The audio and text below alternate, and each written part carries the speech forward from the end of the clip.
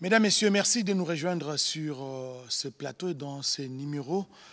La désinformation a pris corps dans les réseaux sociaux, ça se raconte partout, un certain acharnement contre les officiers généraux d'une certaine tribu, des arrestations en cascade. Et pour en parler, pour en savoir un peu plus, qu'est-ce qui se passe exactement, nous avons invité sur ce plateau le général-major Sylvain Ekenge, porte-parole des forces armées de la République. Mon général, bonsoir. Bonsoir, Oscar. Dites-nous, qu'est-ce qui se passe? Eh bien, Oscar, comme vous l'avez vous-même souligné, depuis un certain temps, il y a beaucoup de rumeurs, beaucoup de fake news, beaucoup d'informations et des commentaires dans les réseaux sociaux sur ce que vous avez épinglé, c'est-à-dire l'arrestation des officiers généraux, des officiers supérieurs d'une certaine communauté, d'un certain espace linguistique. Eh bien, j'étais avec le ministre Mouyaya dans ces plateaux, j'avais épinglé cette situation. Ce qui est vrai, c'est que, comme vous allez l'entendre tout à l'heure là, nous sommes des officiers et nous sommes astreints à la discipline et au respect des règlements et des lois. Mais pour répondre exactement à votre question, je préfère laisser le général Kifoua, le lieutenant-général Kifoua. Aujourd'hui, depuis hier d'ailleurs, il y a eu beaucoup d'informations autour de cette pseudo-interpellation. Alors, aujourd'hui, il a été voir le chef d'état-major général et à l'issue de cette visite, il a fait des déclarations. Et la meilleure façon de démentir toutes ces informations, c'est de le laisser parler. Je porte un démenti catégorique par rapport à certaines informations qui sont véhiculées dans les réseaux sociaux. Vous savez que les réseaux sociaux, ce sont des milliers dépourvus de frontières et de censure aussi. Alors, je suis étonné, je suis un homme libre. Je suis venu saluer mon chef, je suis là. Alors, je demande avec véhémence que c'est faux et archi-faux. Tout ce qui est en train d'être véhiculé, soit disant que le général Jean-Claude Kifoua, Tango Tango, est aux arrêts. On m'associe dans un dossier que je ne connais même pas. Alors c'est pour vous dire, l'armée c'est une grande muette. Et on ne peut pas tomber dans des spéculations.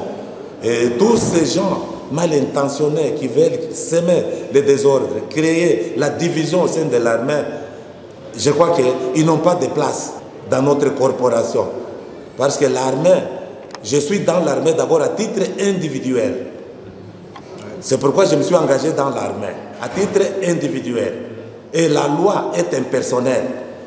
Si vous commettez une infraction, on vous poursuit, ce n'est pas la communauté qui est poursuivie. Je suis là, je suis venu, vous pouvez vérifier, vous allez me voir en train de quitter l'état-major. J'étais surpris. Est-ce que par hasard, vous n'avez pas les traces de torture? Regardez-moi, je ne suis pas menotté. Voilà. Et la date est là, le 11 juillet 2025.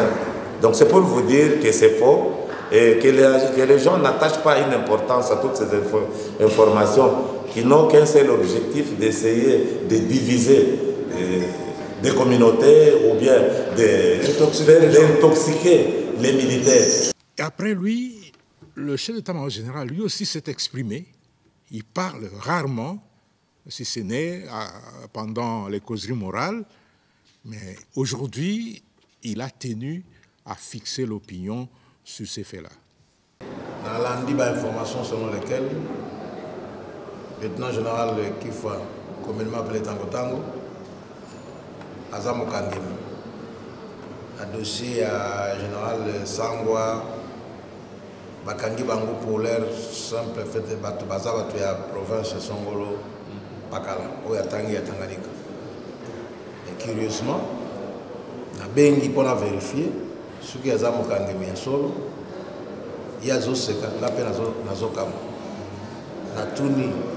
Est-ce que vous avez dans un état-major parce que j'étais un peu moi-même surpris. Je suis surpris. Il y a des gens qui ont été là.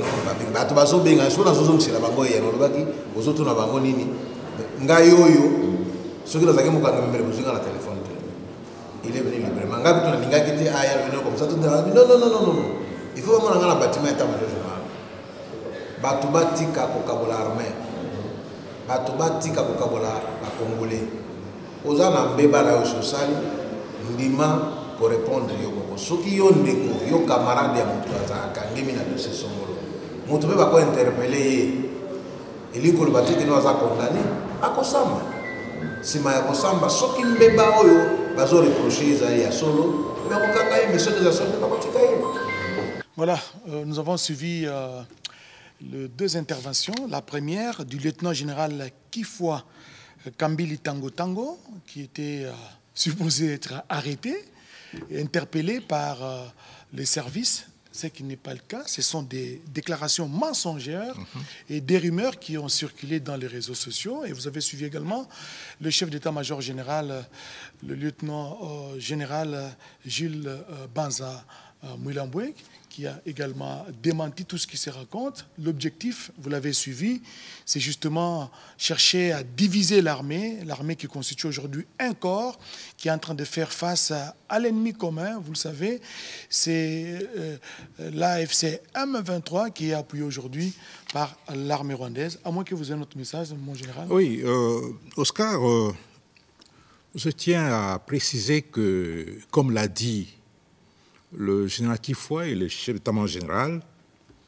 il y a beaucoup de déclarations mensongères, beaucoup de rumeurs infondées qui se passent dans l'espace numérique et surtout au sujet des interpellations des généraux. Et le général Kifwa l'a dit, chacun est entré individuellement comme volontaire dans l'armée.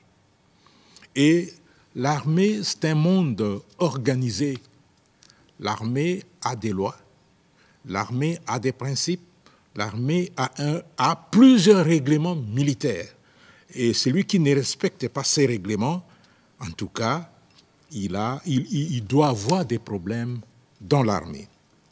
Effectivement, s'il y a des interpellations, c'est que chacun, à titre individuel, a posé un acte contraire soit à la loi, soit à la discipline.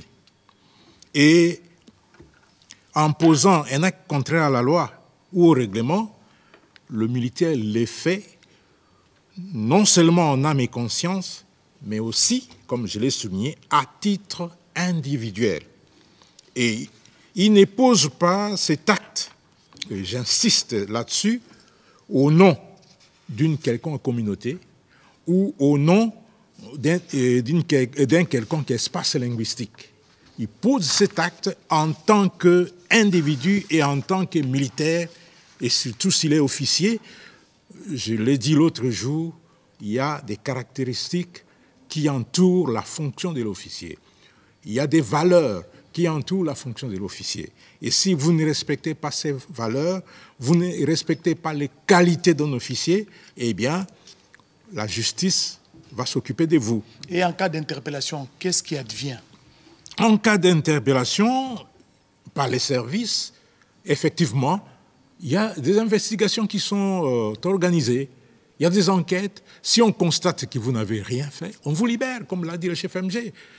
Mais si on constate que les faits commis sont des faits graves, on vous met à la disposition de la justice militaire pour répondre des actes posés conformément à la loi. Et à ce niveau-là, si on constate que vous, pendant l'instruction, vous donnez les éléments de votre défense et ces éléments sont pris en compte, on vous libère. Et si les éléments ne sont pas pris en compte et qu'on confirme que vous êtes fautif, eh bien, vous subissez la rigueur de la loi. Et aujourd'hui, il y a beaucoup d'interférences, parce que je sais que l'armée a ses caractères apolitiques. L'armée est apolitique, il a plutôt un caractère national. Mais oui, aujourd'hui, effectivement, dans les réseaux sociaux, c'est autre chose. Ce que vous dites est très important. Les forces armées de la République démocratique du Congo ont toujours insisté sur leur caractère national et apolitique. Alors, elles sont sans coloration politique, tribalo-ethnique ou linguistique. Moi, je suis originaire de l'Équateur, mais chez moi, on ne me connaît même pas. On ne me connaît qu'en tant que porte-parole de l'armée, mais il y a beaucoup de gens qui ne connaissent pas que je suis de la Chuapa, je suis d'Ikela. Ça, ce n'est pas ça qui doit caractériser un officier citoyen militaire. Mon espace linguistique, ma tribu, mon ethnie, mon parti politique, c'est la République démocratique du Congo, point barre. Et ça, c'est pour tous les militaires. Alors, il faudrait qu'on cesse d'amener la division dans l'armée, comme le général Kifoua l'a dit. Il faudrait qu'on cesse de s'immiscer dans des questions militaires. On ne peut empêcher l'armée et la justice de faire leur travail. En cas de faits graves qui sont reprochés à un officier, général soit-il, en tout cas, il doit être interprété et puis il doit fournir les éléments de défense. Et s'il n'est pas coupable, on va le laisser. S'il est coupable, il va subir la rigueur de la loi. L'armée doit rester loin des querelles politiciennes et loin des divisions que l'on veut amener en son sein.